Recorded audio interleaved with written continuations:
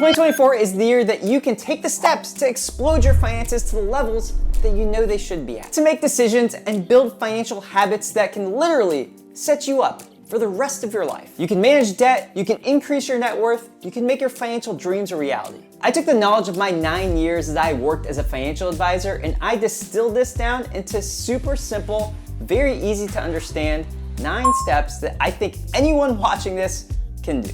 The 9 steps are broken down into 3 different categories. First step, organize. Second step, find money. Third step, hack. So we're gonna do some minimal organization of our finances. Then we're gonna find money with little tweaks. And then we're gonna hack. Different type of hack. I'm not a naturally organized person at all. My wife is, she is very super organized, and thanks to her, I've become a bit more organized. And I know that the more organized I am, the cleaner my desktop is, the cleaner my workspace is. All of these things have made me way more efficient than when I don't do these things. There needs to be a bit of an element of organization when it comes to your finances. Now, if you're not an organized person like me, going through hours and hours of organization, it's probably not for you and you're just not gonna do it. So the first steps here, they're actually not gonna take you a lot of time. We're gonna go over 3 different things in this organization category and we need to find 2 different numbers within this category. I call these the magic numbers. And with these 2 numbers, you wanna be in the safe zone. If you're in the danger zone, then you're gonna have to take some steps to try to get out of the danger zone. Again, we need to organize and understand where we are so we know if we are in the danger zone first, so we know if we need to get out of the danger zone even. So next up, we have the very first part of organize, which is cash. So here's what you can do to find this first magic number. You're gonna wanna open up your bank statements. What we're trying to do here is track your cash flow. But we don't wanna do that by going back through every single bank statement. We're just gonna go look at where your cash was at the start of the year. Everyone's different, so maybe you have different accounts. For example, you go to January 1st, 2023. Maybe you have Bank of America checking. Maybe you have a PNC savings account. You may have some digital wallets, whatever you have, you're gonna add up all your cash. So the total here is $9,500. Next, you're gonna go to the end of 2023. You're gonna look at those same accounts. You're gonna take the cash in those accounts, you're gonna add it all up. You're gonna subtract the total of the end of 2023 from the start of 2023, and you're gonna get the change in your cash. So that's the first number we want. That's not the magic number, but that's the first number we need to find the magic number. So next under organize is investments. What we're gonna do here is we're going to try to figure out how much we invested during the year. So depending on your broker or who you use for your investments, you're gonna have to try to figure out how much money you add to these accounts. You're gonna wanna go through your statements. So you're gonna have to log into your accounts, you're gonna look at your statements. Maybe your end of year statement has some information that can help you figure this out, but we need to figure out how much money you invested for the year. So what we do is we go through all our accounts, we say how much money was deposited into our investment accounts, and we add all that money up. So for example, maybe I have a Charles Schwab IRA. I put $8,000 into that IRA for the year. It's not my balance, it's how much money I put in. Maybe I have a Fidelity brokerage account also. I put $2,000 in. I have a company 401k, maybe a company 403b. Say I put $5,000 into that. Now we're not counting the match because that's not money that we put into the account. We're gonna add all this up. In our scenario here, we have $15,000. So now we have everything we need to figure out our first magic number. So we added $3,000 worth of cash for the year and we invested $15,000 for the year. $18,000 total is what we did here. Now we need to find our magic number, which is the savings rate. We're gonna divide $18,000 by your household income. Let's use $100,000, assume you made that much money for your household. So you saved 18%. That's your first magic number. A lot of financial planners, financial advisors, they think that you should be, let's say around 15% plus for the savings rate. So in this scenario, we're at 18%. We're not inside the danger zone. We're actually in the safe zone. Now if we're below 15%, let's say 12%, we're still in the danger zone, but not too bad. If you're down in like the 5% area, you're in the danger zone. So the first thing you gotta do is figure out some ways to try to save more money. That's gonna be the next one where we find money, but let's continue on to this next part of organize. So here we need to figure out our debt. We're gonna go into all of our different creditor accounts. Maybe you have an annual statement you can use for this. Maybe you're gonna need to go monthly, but we need to figure out how much money we paid towards debt during 2023. So what I would do here is I would include my mortgage payment, not the insurance and things like that, just the mortgage payment that I pay. I'd include my student loan if I had one. I'd include any credit card debt, any other debt that you might have. So in this scenario, if we had $2,000 of mortgage payments, we had $200 of student loans monthly, we had $300 monthly of credit card debt, well, that's $2,500 of debt that we pay every single month. So now we're gonna find the next magic number. So we have $2,500 per month is going toward debt payments. let's say the whole year that this was the amount of monthly payments paid.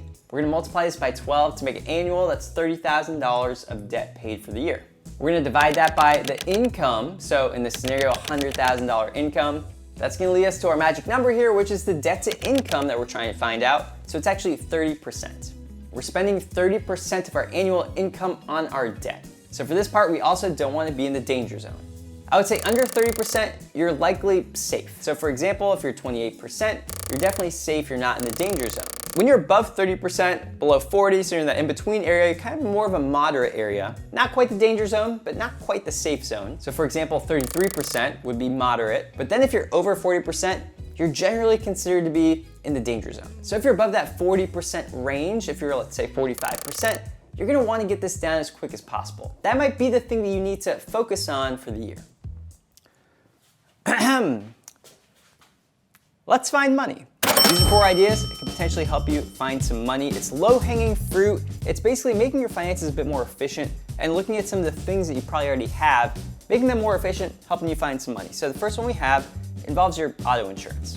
Back when I was a financial advisor, one of the things I would do often with people, I'd take a look at auto insurance. Not because I sold it or anything like that. It's because usually people are paying too much money for certain features within their auto insurance. One of the things we would often do is we'd say, okay, do you have an emergency fund? Yes, check. Okay. Well, why is your deductible only $500 on your auto insurance? I asked them, if something happens to your car but $750, are you gonna file a claim?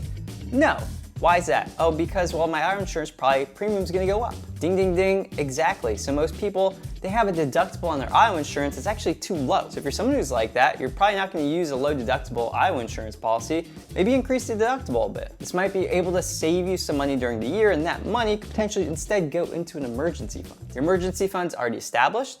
Instead, put it maybe into your investments or put it into something else. This next one's not gonna be for everyone, but if you have a student loan, there are new tax changes coming out in the year 2024. If you have a 529 plan that you didn't use all the money in, you still have it maybe lying around, you already graduated, you're not planning on using that money for anything, you can actually start using 529 plan funds to pay for your student loan. This will benefit a few people watching this, not everyone, but you might want to look into that if that sounds like something that might affect you. These next 2 are about gaining more money on the money that you probably have that you might be missing out on. So I recently had some money in my Charles Schwab account, and it was in my sweep account. When I put my money into my Schwab account, it basically goes into this fund. It's called the sweep account. It's not a fund, it's basically the account that the cash sits in. What I didn't really realize is that the cash that I was putting into my Schwab account was only earning 0.45%. This is more unique to Schwab than other brokers like Fidelity or Vanguard, but Schwab, if you have a Schwab account and you're putting money into it, if you have some money in your sweep account, make sure that you're not keeping a lot of money in there.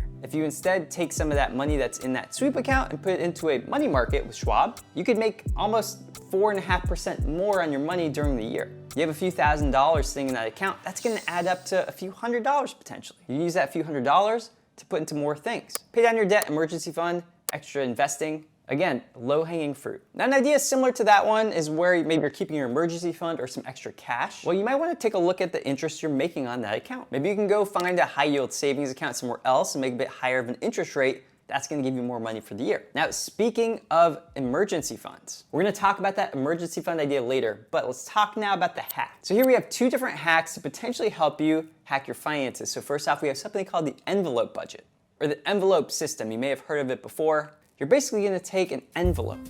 Monday, Tuesday, Wednesday, Thursday, Friday, Saturday, Sunday, every day of the week, you're gonna have an envelope. You're gonna figure out how much money you should be spending per day, and every day, you're gonna put money into the envelope.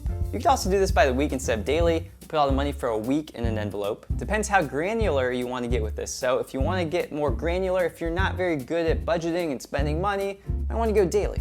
If you trust yourself more, go weekly. If you're really brave, do it monthly if you want to, but that's kind of hard. The benefit of this, by the way, is that you're gonna know exactly how much money you should spend. So you might get to Saturday and be like, I'm out of money and I can't do anything on Saturday night. So you might wanna start this maybe on a Tuesday or something like that. But a downside also is gonna be if you're into like credit card points and things like that, you're not gonna use credit cards much in this. You're not gonna go out and spend on dinners and things like that with your credit card. You're gonna use the money in your envelope budget, your cash. Okay, the final one we have is to automate your finances. So our scenario before, $100,000 of income, we're gonna use $8,333 per month in pre-tax income coming into the household. In a second, I'll explain why I'm saying pre-tax in this, but we're gonna use pre-tax here. If you have an employer, if you have a 401k, a 403b, you're likely receiving your paycheck after money goes into your 401k or 403b already. So that's part of this automation, right? So make sure that if you do have, let's say, a match at your employer, you want to get the match, that money's going to automatically go into this account before you even see it. You're going to automatically invest. So for example, let's say $416 per month, that's 6% of your income is going to go into this 403b or 401k account. So when we get our paycheck deposited after our 401k or 403b payment that goes out, we're gonna have it go into a checking account because most of the money that is gonna go into this account is gonna go towards fixed expenses. And then the money that's not going to fixed expenses, we're gonna send somewhere else. So checking account, $7,917 deposited every single month into this checking account. So $2,000 are gonna go to your mortgage, $300 to your credit card, $200 to your student loan in this scenario. That's 30% of your income going towards debt. Remember we said the debt to income ratio, that's 30%, so I'm showing you that here. Okay, so now let's talk about the 50-30-20 rule. So this rule, 50, it stands for 50% of your income going towards needs. This is gonna be things like insurance, this could be things like food, it could be your utility bill, things like that. Now, housing's also likely gonna go under this one. Now the 30% is actually gonna be towards your wants, the things you wanna do, going out, having fun, going on vacation, right? That's 30% of your income. The 20% of the 50-30-20 rule is your investments and your debt payments. So if you did a true 50-30-20 rule, that's what it would look like. This is a bit different. You'll see I have $670 going into a Schwab IRA, $170 going to a Fidelity brokerage. This is gonna be 10% of your income. So if you add that 10% plus the 403b, 401k, that's 16% going towards investments. We got 18% is gonna go towards other, so fixed expenses, things like insurance, things like utility bills and things like that. And then we got 15% over here for fun, that's $1,250. Why do I have less money for fun in this scenario? It's really because of our debt burden. If we were able to have less debt, we could have more fun. So what we wanna do is we wanna be able to pay down that debt as quickly as possible while still having some fun and also, of course, investing if we can. More on that in a second. Let's move on to where this money is going to automatically be transferred to. So some money is going to go into a high yield savings account. So we're gonna put $1,500 into a high yield savings account. What's gonna go in there? The money you're gonna pay taxes on. Why are we doing this? Where do your taxes go when they're withheld from your paycheck? Where do they go?